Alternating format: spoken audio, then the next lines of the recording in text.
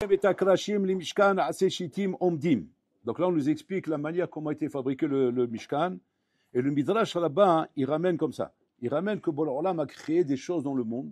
Et ces choses-là, Hachem n'a pas voulu les laisser dans le monde pour que le monde profite de ça et se dégrade à cause de ça. Une des choses, c'est le Or Aganouz. Hachem a créé le roi Ganouz au moment de la création du monde. Mais Hachem, il a pris le Or, il était Gonezoto. Pour ça, on appelle ça Or Aganouz. Il a pris ce Or, il l'a caché. Et là-bas, il explique pourquoi il a fait ça, Hachem. Il a dit à cause des Rechaim qui auraient pris ce Or-là et qui auraient dégradé le monde. Alors Ravolbe, il pose une question, il demande a priori si ce Or Aganouz, qui est un Or extraordinaire, pourquoi? Parce que ce Or permettait à l'homme de voir les katsé chez la Olam. C'est-à-dire qu'avec un Or comme celui-là, Kaviachol, un bonhomme Rabotai, Kaviachol, n'a plus de Bechira. Il n'a plus le choix d'aller entre le mal et le bien. Le bien, il le voit devant lui. Il voit la Matara, il voit la Imuna, il voit le Bitachon, il voit la Hirat Shamaim, c'est-à-dire il voit le Emet dans le monde. Quand tu vois le Emet dans le monde, c'est fini. Qu'est-ce qui nous fait fauter dans la vie Rabotai? C'est le Olam HaSheker. Le Olam HaSheker nous fait fauter. Pourquoi? Parce qu'on est persuadé que les Maaseh, que tout ce que ce monde nous offre, les Maaseh est intéressant, c'est bien, mais on n'a pas en tête Rabotai Kavichol les conséquences des choses. Ça, c'est le Olam HaSheker.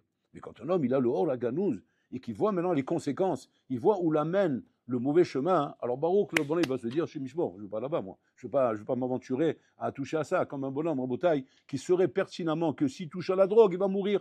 Il sait que s'il touche à la cigarette, il va être addicté à ça, il va mourir, etc. Donc le bonhomme, il voit clair devant lui. Qu'est-ce qui fait qu'un homme en bataille se laisse aller à la drogue, se laisse aller à la cigarette, se laisse aller à l'alcool? C'est parce qu'en fait, il ne voit pas devant lui, il ne voit pas la tosa des choses. C'est que quand ça arrive que le bonhomme il se met en alerte. Mais en attendant, il ne voit pas la tosa. C'est-à-dire qu'on est dans un olam en bataille qui s'appelle Sheker. Pourquoi il s'appelle Sheker? Il s'appelle Sheker parce que c'est un olam du Hashon Elem où le tosa des choses est voilé.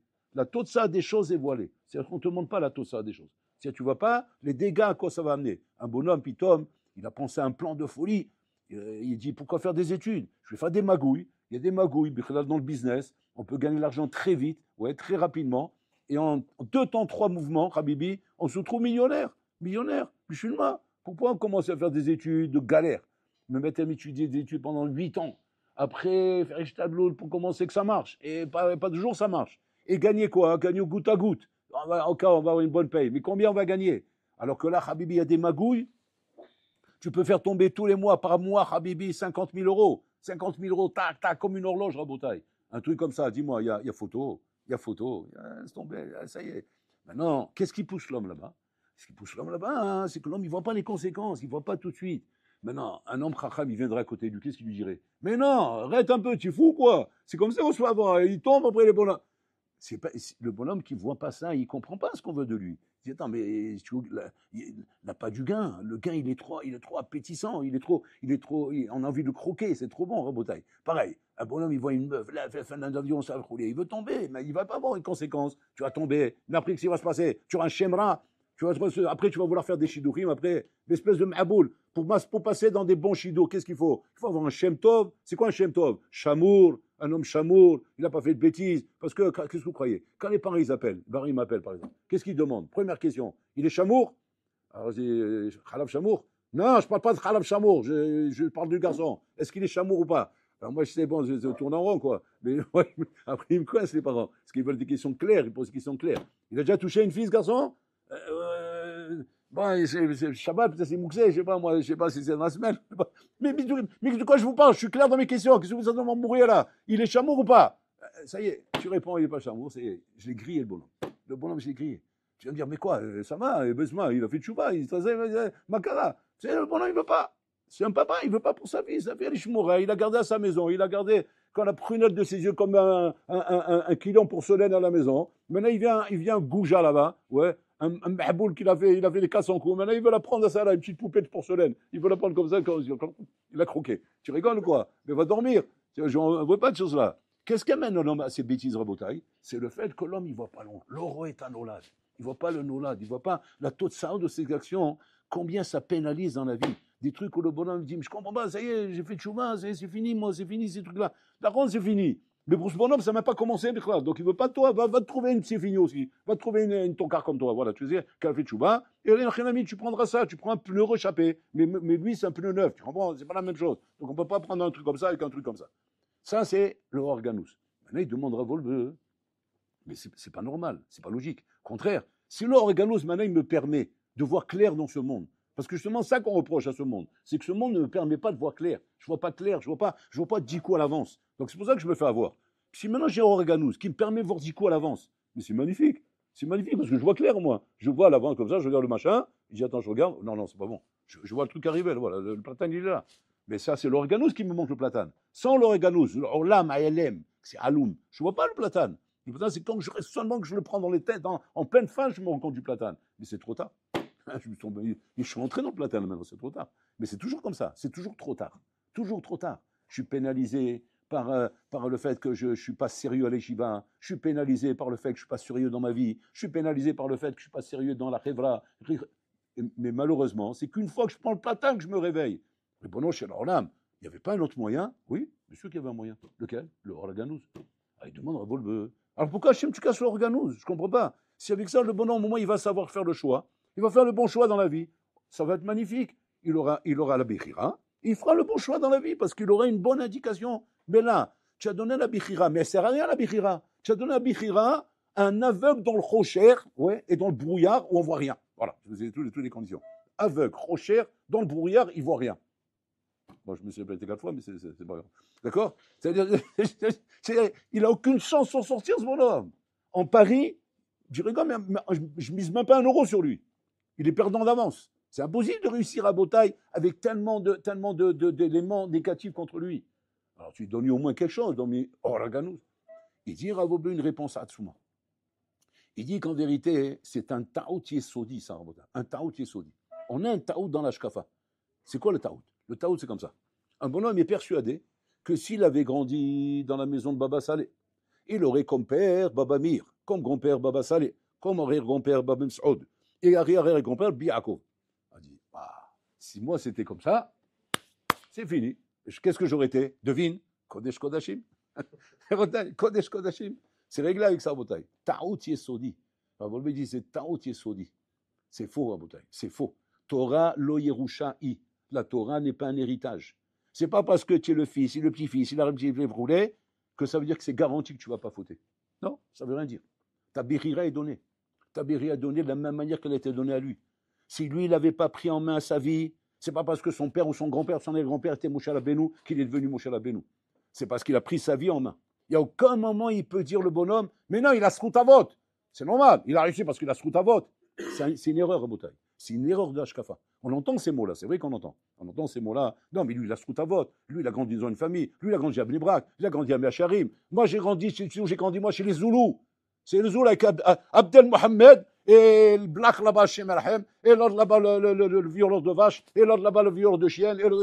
J'avais que des trucs comme ça autour de moi. Comment tu veux que je sorte avec un truc comme ça? C'est faux. C'est faux. Adam, un homme, Rabotai, n'est que ce qu'il a choisi d'être. Tu peux décider d'être un tzaddik, même si tu es sorti d'une maison de Rechaim. Et tu deviendras un rachat, même si tu es sorti d'une maison de tzaddikim. C'est-à-dire que quoi? La bichira t'est mise entre tes mains. Donc à partir de ça, il dit ce qu'il Il dit comme ça. Si Hachem avait laissé le Oreganous dans le monde, pour qu'il y ait la bichira dans le monde, il aurait fallu donner à l'homme, Rabotai, une telle force de bichira, qu'il aurait aimé calquer même le Oreganous. Pourquoi? Pour continuer dans sa bichira. C'est-à-dire que l'homme veut tellement avoir la bichira, qui serait prêt un nombre à Bota à être mécalquel, c'est-à-dire quoi mécalquel? C'est-à-dire je vois le Hémet, et je vais quand même aller contre le Hémet. Et c'est ça les Tzara. Les Tzara ne croyaient pas que les bonhommes à Bota, quand ils tombent dans la Avera, c'est parce qu'à un moment donné, ils ont pas su que c'était une Avera, ou bien ils ont cru qu'il n'y avait pas de problème. Non, c'est faux, Bota. Le Tzara te fait tomber dans une Avera même quand tu sais qu'il y a un problème, même quand tu sais que c'est pas bien. C'est ça un Botaï, c'est ça le roi Shtout, c'est ça le débilisme du bonhomme en Botaï. Que sa birira l'amène à faire un choix. Ça peut être un mauvais choix, même si je sais que je vais payer cher. Je vais payer cher là, je sais que je vais payer cher. Si je tombe avec cette fille, je vais payer cher. Qu'est-ce qui va m'arriver après? Ça y est, je suis tombé maintenant. J'ai un chemra maintenant. Non, je ne peux pas maintenant, je ne peux pas. Non, c'est plus fort que moi là, je ne peux pas. Non, on réfléchira après. Tiens, après, on reparlera de ça. Pour l'instant, non, pour l'instant, il faut que je tombe. C'est quoi pour l'instant? Mais réfléchis, prends du recul, fais attention à toi. C'est quoi cette histoire? Comment tu peux ne pas réfléchir? C'est comme ça, la Bechira rend l'homme akshan. Akshan de ne pas vouloir écouter maintenant. J'écouterai après. Maintenant, non. Maintenant, non. Maintenant, j'ai le truc là, il faut que je le fasse. Il faut que j'aille là-bas. Il faut que je goûte à ça. Laisse-moi tranquille, c'est pas le moment. C'est pas le moment. Ne me parle pas de ça maintenant, frôlé. Il a essayé de faire maintenant, je serai les Vatala. Après. Mais c'est grave, on a parlé de ça l'autre fois. Chez Mishmon, tu es un assassin, tu tues des Neshabot. Non. Et après, Mitralet. Qu'est-ce que j'ai fait? Pourquoi j'ai fait ça? Ma Siti, Mani, Mahaya. Après qu'on a fait la Avera, on est plein de Hamata. Mais là-bas, c'est trop tard. Et donc, il dit Ravolbe, quoi? Qu'à cause de la Bechira, un homme à Botaï, il serait prêt, si Hachem avait laissé le Or Aganouz dans le monde, il aurait été prêt, un homme à Botaï, à transgresser le Hémet, même en le voyant avec ses yeux. Et là, à ce moment-là, ça aurait été un kilkoul dans le Olam. Bon, le Olam, qu'est-ce qu'il a fait? Il a sauvé les meubles. Donc, il a enlevé le Or pour ne pas provoquer un kilkoul aussi grand. C'est nous, on a Bayam, du Sot qui nous dit ici. Écoutez le Sot qui sort d'ici. Écoutez bien le Sot qui sort d'ici. Ceux-là, ils sont les Sot d'Atsum. C'est quoi? Quand un bonhomme à Botaï, Pitom, il est doué d'une chorma exceptionnelle. Il est doué d'une chorma, on lui a donné des kélim. Il est chacham. Et Baruch Hashem, quand il étudie, il est masliach. Pourquoi il est masliach? Parce qu'il a des bons kélim. Il réfléchit bien. C'est pas comme son copain, hein, c'est un bolas. Ouais, il a une tête balata. Il comprend pas. Il a du mal à comprendre. Lui, très facile. Lui, c'est tic-tac, il fait les hishbonot, tic-tac, il comprend les tosot, tic-tac, il comprend les rishonim, tac, à la makom. Maintenant, qu'est-ce qui se passe si maintenant ce bonhomme à Botaï, qui a un esprit aiguisé, ce bonhomme-là, il fait bitul Torah, il n'étudie pas. Qu'est-ce qui passe? Qu'est-ce qu'il va faire Hachem? C'est quoi la naga d'Hachem dans ce cas-là? Parce que c'est ça le Yesod du Raganouz. C'est qu'Hachem va être gonez et or. C'est Yesod. Il va être gonez et or. Quel or maintenant? Ta chorma. Ta chorma maintenant est en train de t'amener pas là où normalement elle aurait dû t'amener. Normalement elle aurait dû t'amener à être maslian, à être mitralé batona, puisque tu es racham, tu comprends? On t'a pas donné la chorma pour fabriquer des millefeuilles ou des baba au rhum, ou vendre des leads, ou je sais pas comment on appelle ça. Ouais, c'est pas pour ça qu'on t'a donné la chorma. Pourquoi t'as donné la chorma? Pour aller faire des actions à la bourse, pour faire des trucs comme ça. Non, t'as donné la chorma pour comprendre la Torah. Pour comprendre la Torah. Le Stapler, il disait, pour faire du business dans ce Olam. Regardez ce qu'il dit Stapler. Et pour arriver à Botaï et faire de l'argent dans ce Olam, tu as besoin de ça comme comprend. Tu n'as pas besoin de ce cerveau-là. Ce cerveau, il est trop sophistiqué. Tu n'as pas besoin de ça, tu n'as besoin pas plus. Pas plus. Si on t'a donné un cerveau aussi grand qu'on n'utilise pratiquement pas, hein, et là-bas, ils ont fait une étude comme ça avec les scientifiques à l'époque du Rabbi Lubavitch. Le Rabbi Lubavitch, il a eu un gros problème dans son cerveau. Il est passé dans les mains d'un gros professeur américain qui est un professeur de renommée mondiale au niveau du cerveau.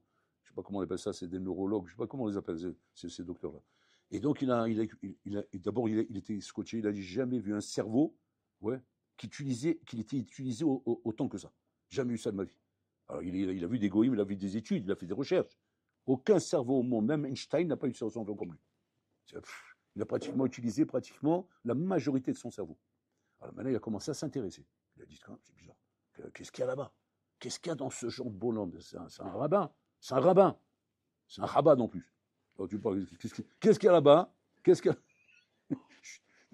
y a là-bas, Habibi? Pour que quoi? Pour que ce bonhomme-là, il est devenu mamache, comment dire, un ilouï pareil, un bonhomme qui utilise son cerveau à tel point. Qu'est-ce qu'il y a là-bas? Quel chorma il utilise pour avoir ça? Alors, moi, je suis un hakam, je suis parmi les meilleurs du monde dans mon métier. Moi aussi, mais mon cerveau, je l'utilise pas autant. Comment, c'est quoi le truc? Il a fait une étude. Ils ont fait une étude, ils ont pris ça à Rabotaï en Amérique, dans les plus gros centres d'études sur des choses comme ça. Ils se sont rendus compte, c'est Atsoum, c'est un grand film, malheureusement, ils n'ébrouillent pas ces choses-là, malheureusement, parce que ça n'arrive pas. Ils se sont rendus compte que la chorma de la Torah est capable, Enachinami, de faire travailler ton cerveau au maximum. Chose qu'aucune chorma au monde fait travailler ton cerveau comme ça. Aucune chorma au monde. Et donc le Saïpelor de là, il donne un essai. Il dit comme ça. Fais attention, tombe pas dans le piège dans la vie. Ton cerveau, tu n'as pas besoin d'un cerveau pareil pour faire du business, pour faire de l'argent, pour faire de la réussite, pour acheter des bâtiments, pour faire des trucs, des transactions. Tu n'as pas besoin d'un cerveau pareil. Un petit truc comme ça suffit. Maintenant, pose-toi la question, pourquoi on m'a donné une centrale nucléaire? C'est ça là-bas. Et que ça, Chazé Shalom, le monde après 120 ans va lui montrer ce qu'il est capable de faire avec son cerveau. Maintenant, là-bas, elle est comme ça. Quand un chéri voit un bonhomme, qui a un bon cerveau, et qui est capable de comprendre beaucoup, et qu'on lui a donné une tête pareille, pourquoi? Parce qu'on veut que tu deviennes Gadolador, on veut que tu deviennes un grand rave. C'est pour ça qu'on donne un cerveau. Et un bonhomme, il doit s'interpeller, de se dire, attends, mais pourquoi je suis Kishrouni comme ça? Je suis Masliar, donc il y a un problème. Alors qu'est-ce qu'il fait Yetzara? Il dit, ben non, au contraire, tu es intelligent, c'est bien. C'est bien pour la vie d'être intelligent. C'est bien pour la vie d'être intelligent. Mais le bonhomme, il ne se dit pas, attends, mais pourquoi on m'a fait aussi intelligent si je n'ai pas besoin de tout ça dans la vie? Et là, c'est quoi? C'est parce que la Torah a besoin de tout ça. Pour la Torah, il faut un cerveau pareil. Maintenant, le bonhomme, il n'a pas relevé ça. Comme il n'a pas relevé ça, qu'est-ce qui se passe? Le bonhomme, il voit qu'il ne relève pas. Gonez et Taor. C'est quoi Gonez et Taor? C'est le bonhomme, qu'est-ce qu'il fait? Il descend le volume de son cerveau. Il descend le volume. Pourquoi? Pour réajuster la Bechira. Pourquoi Hachem veut réajuster la Bechira? Chez le calcal les gamrés, parce que maintenant, il va se détruire, ce bonhomme. Il va se détruire avec une chokma pareille si on ne réajuste pas la Bechira. Donc, c'est-à-dire qu'un homme, Rabotai, qui rase shalom, n'est pas menatsel ses kochot, il perd ses kochot. Il perd ses kochot, c'est ce qu'on apprend de là, Rabotai. C'est qu'Hachem, il donne le potentiel, comme il a créé le Roganous, parce que sinon, pourquoi tu gonnes l'or? Je comprends pas, tu fais travailler comme ça à l'envers. Ne crée pas l'or, puisque de toute façon, tu vas le cacher à la fin. Alors pourquoi tu le crées, après tu le caches? Et Hachem veut nous apprendre la chose suivante, Rabotai. De là, il veut nous apprendre le Yesod. Je donne à l'homme la slacha. Je donne à l'homme les kochot. Il s'en sert pas, je lui prends. Mais je lui donne. Hachem, il donne à l'homme tout. Il lui donne la meilleure kala du monde. Sa diquette hors norme. Hein? Tu n'es pas méritant, on te la prend. On te donne le meilleur cerveau, tu ne peux pas, on te le prend. On te donne les meilleures choses dans la vie, tu ne prends pas, on te prend. Et comme ça, l'homme Rabotai, il perd ce qu'il a. Il perd ce qu'il a. Il se retrouve à Botaï, souk dalet, pas souk alep, bet, gimel, dalet. C'est comme dans les cas, l'enfant. Maintenant, quand le bonhomme, il se dit, et quand on le connaît, on lui dit, mais c'est du baltachrit. On te connaît, tu es un garçon brillant. Comment un garçon brillant comme toi, il a fini comme ça? Pourquoi tu as fini comme ça? C'est ça, Rabotai. C'est ça le chorban du Yitzhara. Le chorban du Yitzhara, Rabotai, c'est marqué là-bas. Mais ça pèle à tzadik ou mevakesh, la mito. Il regarde le tzadik, il veut le perdre jusqu'à le tuer, Rabotai. C'est quoi tuer un homme? C'est pas le tuer physiquement. Physiquement, il est mort. C'est le tuer spirituellement. C'est-à-dire y enlever Rabotai toutes les capacités qu'il a. Et c'est ça le chorban ici. Et de la même manière, Rabotai, de la même manière, l'or. C'est marqué qu'Hachem, il a créé l'or, et pareil, il voulait le cacher. Comme la lumière. Pourquoi il voulait cacher l'or? Parce qu'il dit, waouh, la richesse, si l'homme ne va pas savoir servir de la richesse, ça va être un chorban sur Olam. Et là-bas, le Midrash, il dit, mais par contre, l'or, il a laissé. Pourquoi? Parce qu'on va s'en servir pour sanctifier le nom d'Hachem dans la construction du Mishkan et du Beth Amikdash. Alors là-bas, il pose la question, les Balimoussa, hein, il demande, mais attends, mais tu n'as pas peur du dégât que ça va faire? De la même façon que tu as eu peur du organou, du dégât que ça va faire, et pour ça, tu étais gonné autos. Pourquoi l'or, tu ne le caches pas aussi? Ça va faire des dégâts aussi. Et là, il explique comme ça. Il explique que si Hachem avait caché toutes les choses dans ce monde en Bretagne, qu'aurait pu dégrader l'homme, le monde aurait été un monde de type shoot, un monde de anime, de pauvres, un monde de misérables, roulés. Pour l'homme ne veut pas un monde comme ça. Hachem, il veut un joli monde, un monde joli. C'est-à-dire que quand on dit comme ça, sur qui Rabotai peut venir la névoie, que si un homme qui est beau, fort, chacham et riche. Ça veut dire quoi? Depuis quand le matériel il a une nafkamina Rabotai pour recevoir la névoie? Okay? Pourquoi? Parce que c'est comme ça qu'on sanctifie le nom d'Hachem. Sanctifie le nom d'Hachem quand on voit Rabotai un homme qui est capable d'être en même temps beau, chacham, riche et gibor. Il a toutes les qualités Rabotai. Et ces qualités l'amènent à quoi? À servir Hachem. En kiddush Hachem targadol misé Rabotai. Malheureusement, quand on voit Rabotai, même si on voit, on va dire, on voit des gens qui ont réussi dans leur Torah, ils ont réussi parce qu'ils n'étaient pas gâtés par la nature. Ils n'ont pas été gâtés par la nature. C'était des moches, c'était des misérables, c'était des poissards, des bons là où ils mettent la main, ça tord, tu vois, ça casse tout le roulet, et des khmars, en plus des bourricots, ils ne même pas faire d'études de roulet. Devine qu'est-ce qu'il va faire dans sa vie celui-là? Hein, devine? Ah, vrai. Je suis mort. Bon, alors là, il me dit quoi? Tu rigoles ou quoi? Tu crois qu'un avraire, c'est un bonhomme comme ça? Qui était le premier qu'on appelait avraire dans la Torah? Yosef Hatzadik. Qu'est-ce qu'il était, Yosef Hatzadik? Beau, chacham, gibor et riche. Il avait tout pour lui, Rabotai. On l'appelait avraire. C'est-à-dire que Hachem, il te dit, voilà le prototype de l'avraire. C'est ça un avraire. Un avraire, c'est pas un loupé de la société. Un avraire, c'est un bonhomme qui peut réussir dans tout, et malgré tout, il fait le choix d'être avraire. Donc c'est quelque chose, il veut ici sanctifier son nom. Il veut dire comme ça. Ne prends pas le choix d'avraire comme un choix de deuxième choix. C'est-à-dire genre, je me suis loupé dans la vie, je vais faire ça. Ça doit être un choix les là. Un choix là où je me dis, mais au contraire, j'ai tellement de capacité, tellement de force, tellement de brillant dans ma tête, mais c'est ça que je veux faire dans ma vie. Et Nachilami, quand je ne suis pas capable d'être un vrai, alors je serai un bal business ou je serai un financier ou un truc comme ça. Mais ça, c'est quand je me rends compte que je ne suis pas capable d'être un vrai. Mais pas à l'envers. Je ne fais pas le richement à l'envers. Comme maintenant j'ai vu que je suis un bon à rien hein, et que je ne peux rien faire de là, alors je serai un vrai. Shem rien, mon montagne. C'est ça, l'Yetzara. L'Yetzara, il t'embrouille, même là-bas, il t'embrouille. De faire croire que quoi? Que c'est un loupé qui s'est mis là-bas. Non, bon, on a dit, même d'avoir casé. C'est pas les loupés, c'est justement le bonhomme qui a réussi dans sa vie, qui est arrivé à comprendre, que sa vie, c'est de devenir Tamit Chacham, mais en vérité, il aurait pu être un milliardaire. Le Gaon de Vina, il a dit comme ça. Il a dit, si j'avais pas été dans la Torah, j'aurais fait une carrière dans la musique, je serais devenu le plus grand musicien du monde.